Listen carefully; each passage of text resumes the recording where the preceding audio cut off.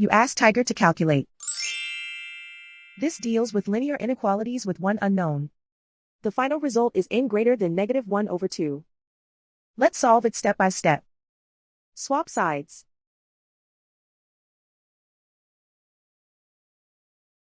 Isolate the n.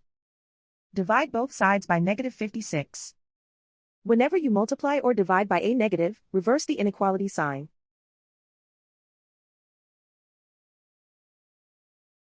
Cancel out the negatives.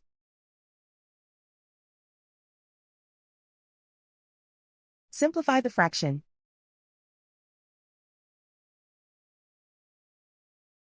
Move the negative sign from the denominator to the numerator.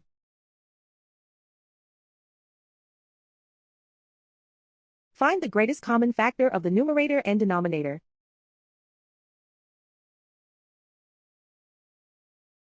Factor out and cancel the greatest common factor.